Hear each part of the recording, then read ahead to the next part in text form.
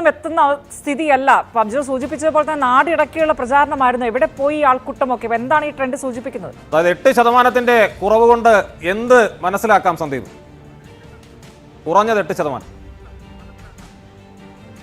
8% കുറവെന്ന് പറയുമ്പോൾ ഏറെക്കുറെ ഒരു 75,000-80,000 വോട്ടെങ്കിലും. ആകെ 14.25 ലക്ഷം വോട്ടർമാരാണ് ഉള്ളത്.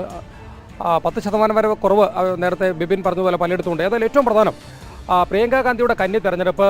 പ്രിയങ്ക ഗാന്ധിയുടെ ഭൂരിപക്ഷം 5 ലക്ഷം കടക്കും, 6 ലക്ഷം കടക്കും, ചില ഘട്ടങ്ങളിൽ 7 ലക്ഷം വരെയാകുമെന്ന് പറയുന്നു. പ്രിയങ്കയെ കാണാൻ വലിയ തോതിൽ ആൾക്കൂട്ടം എത്തുന്നു. അടിച്ചേൽപ്പിച്ച തെരഞ്ഞെടുപ്പാണ്, അനാവശ്യ തെരഞ്ഞെടുപ്പാണ്, ജനം വിധി എഴുതുന്ന LDFും BJPയും ക്യാമ്പയിൻ നടന്നു. ഇതൊക്കെയാണെങ്കിലും ഈ ആവേശമൊന്നും ബൂത്തിലെത്തിയില്ല എന്നുള്ളതാണ് വാസ്തവം.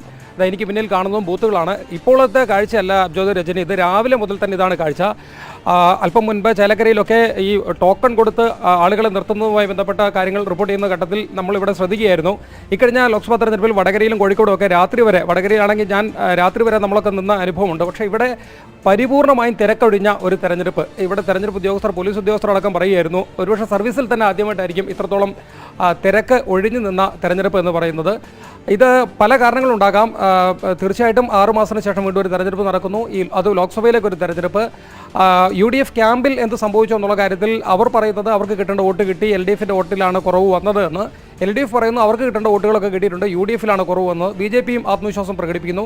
വോട്ട് എണ്ണിയാലേ ആർക്കാണ് ഇതിൻ്റെ ഒരു തട്ടുകേട് വന്നിട്ടുള്ളത് എന്നുള്ള കാര്യം വ്യക്തമാകും. പക്ഷേ ഒന്നുറപ്പാണ്, വയനാട്ടിലെ വോട്ടർമാർ ഒരു പൊതുവിലൊരു മടുപ്പ് അല്ലെങ്കിൽ ഒരു അകലം ഈ തെരഞ്ഞെടുപ്പിൽ കാട്ടിയെന്നുള്ളതാണ് വസ്തുത. അത് തന്നെയാണ് അത് തിരുവമ്പാടിയിലും വണ്ടൂരിലും ഏറനാടും നിലമ്പൂരും മാനന്തവാടിയിലും കൽപ്പറ്റയിലും ബത്തേരിയിലും ഈ 7 ഇടത്തും ഒരുപോലെ പ്രകടമായത് ഒരേപോലുള്ള ഒരു മടുപ്പാണ് എന്നുള്ളത്, അല്ലെങ്കിൽ ഒരു അകലമാണ് എന്നുള്ളത് ഒരു വസ്തുതയാണ്.